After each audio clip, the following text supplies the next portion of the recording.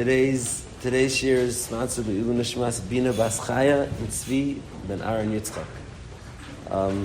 Okay, as follows. So we're going to continue what we started a few weeks ago, Shabbos in America, and we mapped out so far who ended up in America, when they ended up in America, and how that made fighting for Shabbos challenging. And that's, I think, Pachas Yosef we got up to. We began to address Rav Moshe and his great contribution to turning over Shabbos in America. We ended off with a one-off tshuva about Eruvin to highlight it. And I want to go back and revisit Rav Moshe a little bit more in depth. But let's just, we'll reset the table a little bit just before we go right there. So in 1844, there was a conference in Brunswick in Germany by the early Reform movement. Abraham Geiger was the leader of this movement, and in 1844 they met to chart out the charter for the Reform movement, what they would care about, what they wouldn't care about. Some of the things that they done by that conference was if Tefillah needs to be in Lashon Kodesh, if Jews should still be davening for Mashiach, and other similar questions. They left it kind of open. Then in 1845 they gathered together again in Frankfurt, and they were machriya that most tefillahs don't need to be in Lashon Kodesh, and that a German Jew shouldn't be davening for Mashiach anymore. It raises questions of dual loyalty, and several other great innovations. Now, Reb Shlomo Eger, Reb Akiva Eger was not alive at this point anymore. Reb Shlomo Eger was the Rav of Posen. He taken over his father Steller, and he wrote to the Aruch LaNer a letter saying, look what's going on in Germany, the reform, we must do something about it. To which the Aruch LaNer responded, yes, come quick to Frankfurt, meet me, and we're going to discuss, how to move forward. So Reb Shlomo Eger, there's a letter that we have preserved in a sefer called, what's it called? Igeres Seferim, the letters of the family Sefer and Eger. It's Shuvas Sefer, Kiv Eger, Shlomo Eger, it's all different letters that Ben Mishpacha preserved. And in there, there's a letter from Shlomo Eger where he writes about his trip to Hamburg, to meet the Aruch LaNer to discuss this movement. And then he writes, it's Erev Tisha B'Av, he writes, I'm super tired, but I'm going to tell you about what happened on my trip to go meet these Gedalim. He says, the Aruch LaNer sent me, he told me, come quick, we have a lot to discuss. He says, I hurried over there quickly to Frankfurt and Berlin. I got there on Wednesday, he says, and I rode on the train. He was an old man already, and travel wasn't easy. He says, I got there, v'kavod gadol nischabadet isha mehagayvid niriyo b'nei beisei. The Aruch LaNer and his household were mechabed me a tremendous amount of kavod when I got to Altona, which is a suburb of Hamburg, where they mechabed me tremendously, he says. And then he says, we got to talking, and when we got to talking, suddenly everything closed. He says, the Aruch LaNer was mamish not receptive to my message. I brought a whole kuntrus where I said that the reform is so beyond the pale that we need to kick them out of Klal Yisrael and make them, get rid of them in Gansen. And I found the Aruch LaNer was very not receptive to my message, he says. And then I heard, he says, that Nathan Adler, from the chief rabbi of London, was going to be back in Hamburg for his mother's 80th birthday. That's what he writes. He says they're making a big birthday party for her 80th birthday, and her son, the chief rabbi of London, came back for a few days. And I said, what a mazel that he's here too. He has a clear head, I'll go talk to him. And he says he came, and in the footnote he describes a little bit about the birthday party, how nice and grand the birthday party, that the whole town celebrated her 80th birthday. And he says, I went and I spoke to him for 2 hours, and he says again, same reaction. He listened to me, but when it came time to my hachra of saying that they need to be kicked out and they're beyond the pale, again, he said maybe wait a year or two, see if they change, see if there's any modifications, don't rush to kick them out. And he says, what I think, he says as follows, he says, Yirali, that they're afraid of the Gvirim, who amachabed them and take care of them, he says, because the Germans are a very proper culture, and even if they have other ideas, still they're machabed their rabbanim, like, Kashanim Kadmoniyos, and the Aruch LaNer and Rav Nosson Hamburg are afraid of their balabatim, their Gvirish balabatim, they don't want to rack the boat too much, he says. He says, I would have been better off if I would have gone to the Hungarian rabbanim first. The Hungarian rabbanim would have signed on, and they would have been pro it. Now it's already going to be a fight amongst the rabbanim, and I'm going to leave it for now. I'm tired, I'm old, I'm going to leave it for now. That's what the Reb Shlomo Eger writes. He's very, very, very disappointed. And what this letter is highlighting is that there is this divide even amongst the Rabbanim, even amongst the Gedolim, when faced with something like this, like, an outside element or modernization or whatever. So what do? Do you say, it's treif, it's chazah treif, kick it out completely, don't be curious that you have to separate yourself? Which is Shlomo Eger's, Tzugang, which he says he felt would have been much more supported by the Hungarian Rabbanim.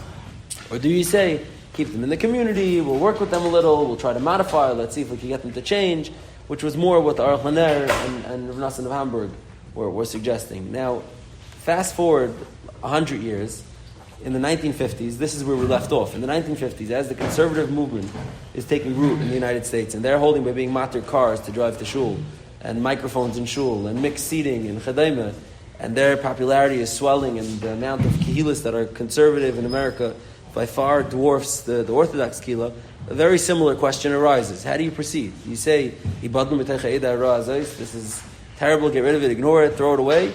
Or do you, make some sort of working arrangement with them? Now, there was two, I don't want to get sidetracked on this too much, but there was two conferences of Rabbanim, two groups of Rabbanim in the United States at that time. There was the RCA, which is the Rabbinical Council of America. It still exists. The RCA was, call it the more left-leaning group, the more Americanized group of Rabbanim, the group that most graduates of YU were shaykh to, Chedema. And then there was the Hisachtas Rabbanim. The Hisachtas Rabbanim was more ultra-Orthodox, more Haredi, the way we know Haredi. The Hisachtas Rabbanim had their group. Now, the RCA was a modern, powerful, potent group. It was very popular. It had more people and more excitement, more going on in its movement in the 1950s in the Hisachtas Rabbanim, which was a more ancient, dying out rabbinical conference in the United States. Now, at that time, the head of the Hisachtas Rabbanim was Blazer Silver, the Rav of Cincinnati, and he was an old Litvish Goyin, Taka Goyin, someone who knew Babylon Yerushalmi by the time in his teens already. He learned by Rav Chaim Ozer, an old Litvish Goyin, but he had been in America for 30 years already. He had seen the American landscape. He was working much more with the American, psyche. And after the war, when all the Rosh Hashivas and people who survived the Holocaust in Europe came, there was a big change. There was a big changing of the guard in the Hisachtas Rabbanim, and it became much more stark. Now, in 1956, a letter was published by 11 of the Gedolei Rosh Hashivas in America, where it says as follows. They said, we were asked a question by many Rabbanim in this community, are we allowed to join, be mitchaber, with an organization that allows Rabbanim from other streams to be part of it, i.e. the RCA, or similar organizations, an organization that allows other Rabbanim to be part of its, umbrella organizations, an organization that partners with organizations that have other Rabbanim, conservative or reform or conservadox or etc. Are we allowed to serve jointly in such an institution? So it says the letter, we gathered together to mevar it. It was clear to us that it's asr al pitera akdeish to be mishtatet to such an organization. K'may kain, we were asked if it lists a specific organization, and we hold it's asr Hashem Yisbarach Yirachem Ame v'yigde Pertzeseinu v'nizke laharamas karen teira akdeish of Yisrael. We should be zeichet to be goyde the Pertzes and Klal Yisrael and be zeichet haramas karen teira. Now, the ones who sign on to this is this movement was led by Reb Aaron, but the ones who sign on is literally the Rav Minyan Ubinyan of all the Rashivas. It's Rav Ram Yafin, Rav Ram Kamenovich, Aaron Kotler, Rav Gedalia Shor, Rav David Lifshitz, Chaim Mordechai Katz, Rav Yaakov Kamenetsky, Rav Ruderman, Rav Hutner, Rav Mendel Zaks, and Rav Moshe. This is the list, the 11 Gedolei Rashivas who signed on it. Now, Rav Blazer Silver was invited to sign on this missive as well, as was Rabbi Soloveitchik from YU and several others. And I'm not trying to be involved, they, held more like the way Aruch LaNer and Rav Nassan of Hamburg held, that yes, there's a movement that's arising and that's becoming very popular, but we have to have a balance. We'll work with them. We'll try to modify what we can. We'll try to keep them in the fold. And Blazer Silver spoke about it by the Hisachtas Rabbanim conferences throughout the 50s and 60s. And we have speeches that are written down. There's a biography about him that collected a lot of these, where he spoke lahedya of his displeasure with that it's all moving to black and white and to kanayis, and that he says there was always some kanayim, but that everyone should be a kanay. That's not possible, and there needs to be a bigger tent. And you see very much the same, difference of opinion that Shlomo Eiger is describing in his letter play out again 100 years later in the United States when it comes time to figuring out how to deal with the reform movement. Now, Yich Shia, opposition, no opposition, this psak from the Gedolei Yeshivas became the working mahalach to deal with it, and the one who mamish put the teeth into this psak, the one who added the teeth, who showed in every circumstance where it could be relevant and how to actually live out this psak, is Reb Moshe. So it's a general gisha towards conservatism and reform and towards modernization of the rabbin in America, and it spills over into Shabbos in a very, very clear way. But I'm going to start a little bit from the regular gisha towards conservatism and reform that Reb Moshe expresses. It's in 25 of his tshuvas, and then we'll move on to the Shabbos specific ones, just to show the relevance of Shabbos. Now, just right off the bat, there's a big question: how to dan? A reform rabbi, earlier Poskim already said, is an apikaris, because they don't believe in Mashiach and they don't believe in certain the Ikra Das, so they're apikarsim. But the conservative ideology does not require one to not believe in the same things that a reform rabbi doesn't believe in. So as a conservative rabbi, also called an apikaris. Now, Reb Moshe is from the first ones to write it, and this received pushback, this tshuvas from other achreinim contemporaries who were chaylik on him, who said, there's conditions for it. Reb Moshe makes no distinction. Reb Moshe, every time he talks about a conservative rabbi, all dated after 1956, Reb Moshe says they're apikarsim, they're kaifrim, it's in Chuvas and Archaim, it's in Chuvas and Ebenezer, it's in several places. Reb Moshe makes no distinction.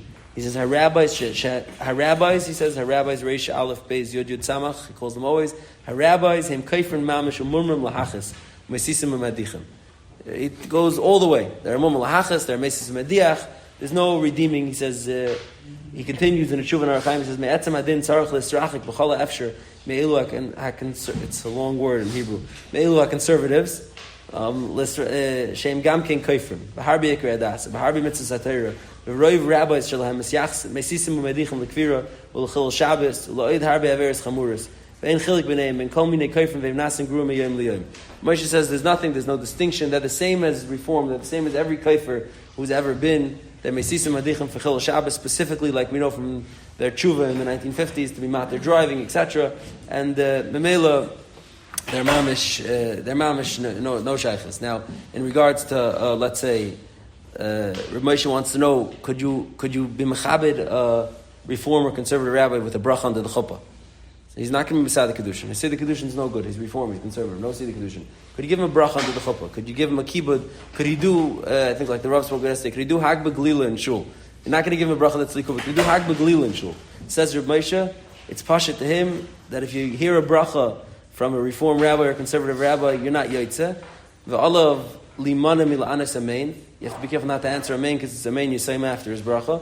And then he says nishnar dem. Even if the brachas would be a bracha, he says asal l'chaved rav reform me by anything. You can't give him a sheva brachas. You can't give him a bracha. You can't. And he says afilu l'shar kibud kedusha beis haknesses. Even though he says I can't tell you there's an isser ba'atzim. I can't tell you that it's usher to give a conservative rabbi, psicha or glila or something like that. The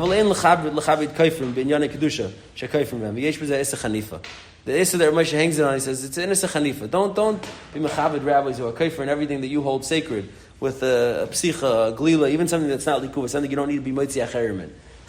He handles, let's say, kedushin that's done by a reform rabbi. Now, once we know what he holds about a bracha, it would be kind of, it follows easily. Moshe says that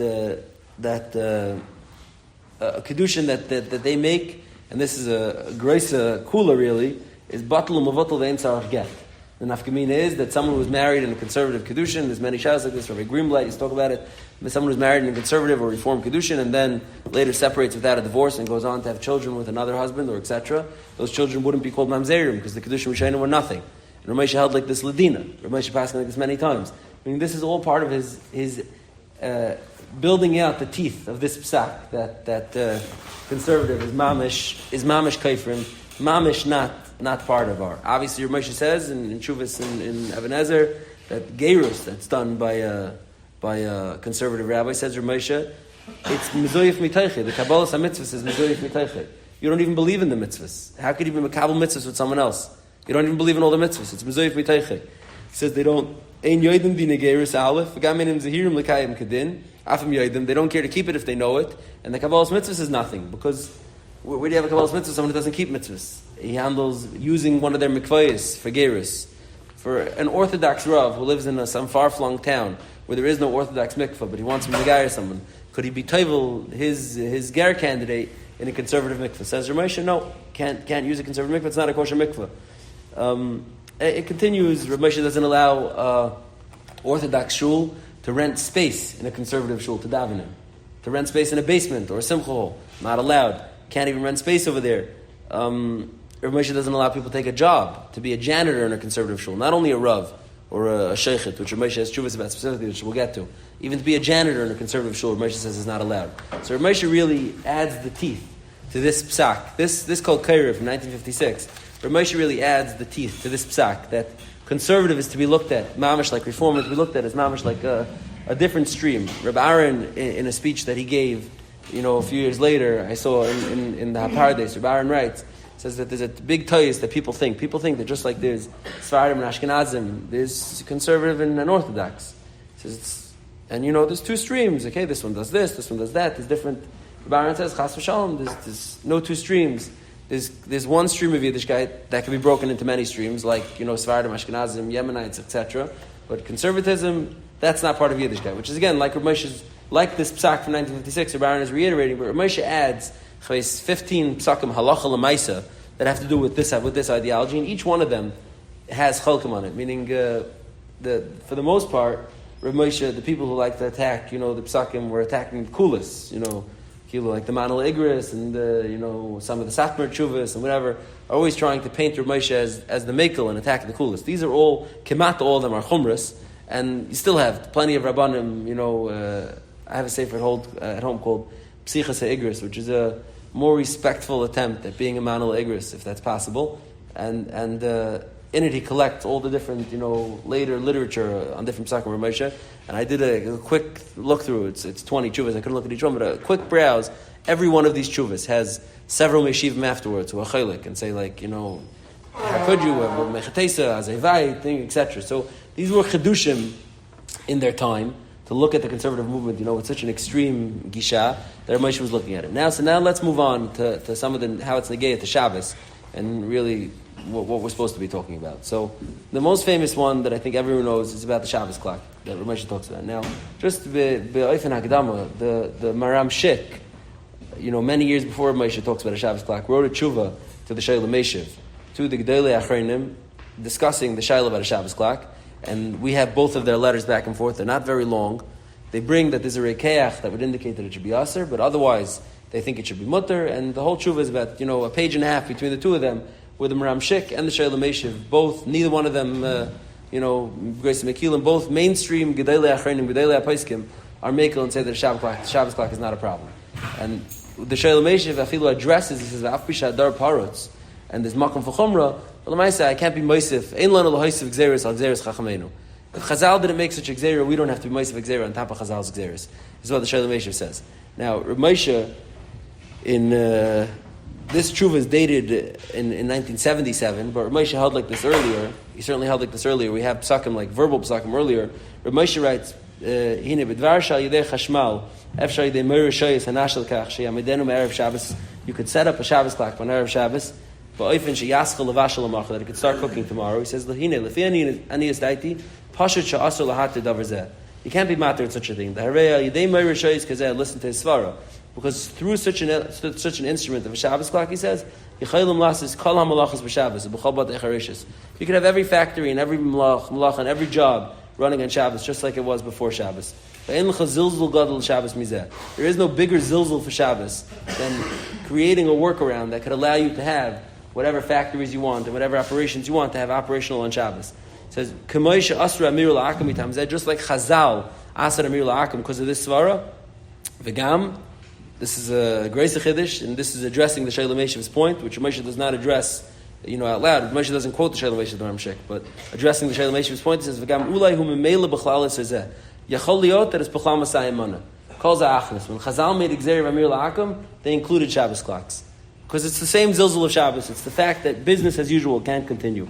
The asru kol malachas anasas b'shvil Yisrael mitzad Amir Yisrael kol shegen mitzad Ma'aseh Yisrael. They asked this. This is included in Chazal's Gzeir Amir La'akum. Then he goes through the famous Muki Yosef with the Eish Mishum Chitzai and the Sugya, and he talks about that, and then he circles back around. He says after he handles the Sugya of Eish Mishum Chitzai, a person's Maisa having ramifications later on and still being connected directly to him, he says Avayesh Tam Gadol Lesser Mitamacher the Zilzula the Shabbos Av Zilzul the Yom Tif Have Asur Mikam Dvarim. He says V'Kivin Shebaro She'ikah Zilzusa the Shabbata. It's Pasha. This is a Zilzul of Shabbos. U'B'chlal is Zeh V'Meila Avshalei Asur Zeh B'Yichud. Even though Chazal didn't specify this, it's for sure included. He says the Chol Inyan Zilzula Hu HaIsser V'Gam Pasha L'Ani Es Daiti Da Oisa Davar Shu Zilzulu L'Shabbos Over be a dayim al chiyav hakavod. He says it's also over be a dayim on the chiyav to be mechabed Shabbos. Shemash mashu gam kin chiyav atayr. That's also the raisa the chiyav. Shenisfar shoy dei neviim. Shechas Rambam Rishon continues bekitzer. But Moshe very clearly feels like over here, lemigder milsa. It would be a tremendous zilzul of Shabbos if you create a workaround that a person could just business could go on as usual. That can't be allowed. He can't really find a place to be tailed with sister. He starts off with Zilzul Shabbos, he ends with Zilzul Shabbos. In the middle, he tries to be told in, Ma'aseh, that a person's b'choy for his Ma'aseh, even, down the road. But the Shalom Eshim, Ramshek, many Gedele Acherim Ramekel on this. So, this is another example of Rav Moshe's, strong tkifas and chumr in regard to Shabbos. Now, there's a few more tshuvas in Yeridea. These are interesting ideas. The din is that a sheikhid who is a chashud on mitzvahs or averis is not kosher, al kapanim, without supervision to do shchita. Someone who's only a mumla teyava with supervision would still be kosher. Someone who's a mumla hachas, even with supervision, is not kosher. This is an oversimplification, but in Siman Beis, in Yeridea, there's a lot of dinim about who's kosher to be a sheikhet. Now, Moshe has several tshuvas about people who are nichshel in Yanei Shabbos if they're kosher to be a sheikhet. L'mashal, he has a shaila here about a sheikhet who's mekel and isurim d'Rabbanan. He's mekel and isurim d'Rabbanan. He carries on Shabbos, which is probably only in Issa d'Rabbanan where he lives. But he's mekel on that Issa d'Rabbanan if he's kosher to be a sheikhet. So says Rav Moshe, he says, I'm sorry. The sheikhet carries on Shabbos in places where it's only Issa d'Rabbanan, and his store is open on Shabbos. Which again, Mekach Memker is probably only the Rabbanan. We spoke last time about a tshuva like this, the Mekach Memker only be the Rabbanan. So he says in Rashi as follows, he says, V'gam estaver sha'over listed the Rabbanan who mishum she'enei maimon l'divrei chachamim. Likely, if you're over in divrei the Rabbanan, and this is a big chiddush in Hilchos Shchita, is because you're not maimon in divrei chachamim. Have apikaris she'oid chamer me'over al-isurim. That's even more chamer than just being over in an Esther here or there. V'yesh lachash l'zeh k'sheroying k'she'echad over listed the Rabbanan tamid. When you see someone who disregards, rabbinic isurim, you have to be chayshish that he's probably just an apikaris. He says in this that he tells us that his store is only open because his wife is not Shabbos observant, but he of course doesn't do any isurim on Shabbos. He says that's divrei hevel. Shemisha nenem milachas ishtei sha'isa b'Shabbos b'mezid hu rasha gamur v'esh l'chashde b'chol isurim v'chalilu l'shumish lechem l'shchitasei afim u'emes kedvarav. He says even if it's true that his wife is just not Shemesh Shabbos and he ba'atzim tries to be Shemesh Shabbos and he's weak in certain issues, can't eat from a shechita at all. He talks about a sheikhet who's a multi-talented fellow. He's a chazan in a conservative synagogue, and he davens on a microphone in the conservative synagogue. Now, Rav Moshe has 3 or 4 tshuvas to try to figure out what the isser of a microphone is. Now, in the 50s, there was something called the transistor microphone, which seemingly some place held was karach and much less isurim, possibly maybe not even a Rabbanon. Rav Moshe doesn't feel that way. Rav Moshe has several tshuvas about it. And he says as follows, this person, the sheikhet, when called to task for the fact that he was a chazan in a conservative synagogue, he says, listen, the Rav of this shul, where I daven, this conservative synagogue, was an Orthodox educated Rav. He learned in yeshivas, and he told me that this is not an isser, and I'm allowed to do it. He says Rav Moshe, Hine vadei taina zu ine klum. That taina that you had a Rav who was makel for you doesn't hold water at all. You get a din of shegig like that, because he says, why? Microphone. Uns, Charedim, the Agudas Rabbanim, the organizations that Rav Moshe was part of, we said publicly that it's also to talk into a microphone on Shabbos. How do you go off and tell me, I was listening to some little Rav that I asked? Says the Gedalim already paskin. This is like a tremendous chumr, says Rav Moshe. You tell me you had a Rav who you were being Seimachan, it doesn't matter. We set policy already, how to look at these Isurim in America, the psakim on these issues, and someone who's making connected with the Gedele HaPaiskim, the Gedele Rabbanim said, has a din of Mechal Shabbos with Mezid, he says. In a second tshuva, he follows it up, and he says, kivan that was already a psak, l'shum ben das, suffix. The gray area is gone. There's no makom for a suffix, he says. The kivan shegdele rabbanim asrum, vadeshu aser ve'en lachshiva l'shegi.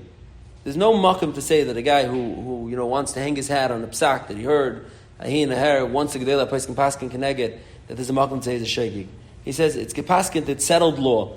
He reiterates his position. He says it's himself. He's rather talking about a very, very tenuous situation where he's the only sheikh in town, and he instructs the Rav that you could treat him like a mummer l'teyavin until you get a replacement. You could watch him, Yisrael Lagabav, treat him like a mummer l'teyavin only until you find the replacement. The minute you find the replacement, you fire him and go weiter. That Rav is I think Rav Nata Greenblatt, if I remember correctly. Yeah, Rav Nata Greenblatt in Memphis writes to him that I'm on board for this psak, but in Memphis we have one sheikhit, and now what do we do? So which Rav Moshe tells him, okay, fine, I'll soften a little. You can treat him like a mummer lahachas until you find the replacement, and then you have to get rid of him. In another tshuva, Rav Moshe handles what the isser of talking at the microphone on Shabbos. Rav Moshe starts off, it's pasha that it's aser. He brings a few makairis, and then he says, he ends off, and this is like a crazy line to see in a tshuva for Rav Moshe. He ends off, he says, the voice, the sound that comes out of the microphone is not exactly the way it sounds when a person talks, meaning it sounds a little different when it comes out of the microphone, he says. V'koilahu nishmo mistaver, says Rav Moshe, sheyesh b'zeh eze inyan malacha. He says it's likely there's eze inyan malacha that's in that. V'ulai gami deraisa, v'eina pnayat l'fani laharach. I don't have the time to be married to figure out which eze deraisa it is. Now, that's a wild thing. Rav Moshe has anafim, chuvas. I'm saying Rav Moshe's chuvas go on forever sometimes. To bayis nisser, to explain something, to go through a sugya. Rav Moshe over here is like the policy comes first. The policy is that this is us, so we're not even engaging in this. This is not something that will be discussed. The policy is like the Kolkaira from 1956. It's not kosher, it doesn't matter, there's nothing to talk about. You want to know why it's usher? Okay, here's a few things why it could be usher. The kol is different. Mistama, that's the reason for us there. I say I'm not even gonna go down, I'm not even gonna do the work now to figure it out. Now, that's like a crazy, it's a very like out of character thing for Moshe based on the way his chuvas always look. It's this idea that Moshe holds that in another tshuva microphones, he again just relies on the fact that kfar pirsamu la'agudas rabbanim and mamela it's settled law and it doesn't matter. I don't even have to give you really the reasons. He reiterates quickly what the reasons are. He says mistam it's eze issa deiraisa, and the real reason he says is va'af she'ikka inshi sh'layadu lamatayim. There are people who don't know the reasons. M'chiyavim l'shmaya lahiras chachamim. You have to listen to what the chachamim say. Va'osin shekilu layasu kahayig and afim rabbanim. Even if they're Rabbanim or Chelik on me or Chelik on this position, they have to listen anyhow. Even if these Rabbanim tell me that they're Gedalim B'Torah, they could argue. He says once it's a psak by all the Agudas Rabbanim and by the 11 Shivas and etc. There's no makom. It's settled law. It's done. So there's rather more of these chuvas. I didn't even collect all of them. There's a few more that I didn't bring. But the point is, this was a gisha, an attitude to how to approach the weakening of orthodoxy, the continuing weakening of orthodoxy, and the influence and influx of conservative synagogues, and the innovations that they were introducing at the Shabbos, and the psak that the Gedolei Reshivas made, and that Rav Moshe added tremendous amount of teeth to, was this psak of there's nothing to talk about. It's not something that we're going to negotiate with. It's together. Now, I want to continue one more piece on Shabbos, but I just wanted to, on Tuesday, July 4th, we're going to have a July 4th learning thing where it's going to be 3 weeks related. I'm going to speak about Tzipisa Yeshua and taking it too far, a little Satmar, a little Chabad, a little somewhere in the middle, and we'll talk about that. But we're also going to have the privilege of Rav Dov is going to give a shir on music, Bizman Hazel Halacha, and together the whole program shouldn't be longer than about, 45, 50 minutes. Details to follow. You've just experienced another Torah class brought to you by TorahAnytime.com.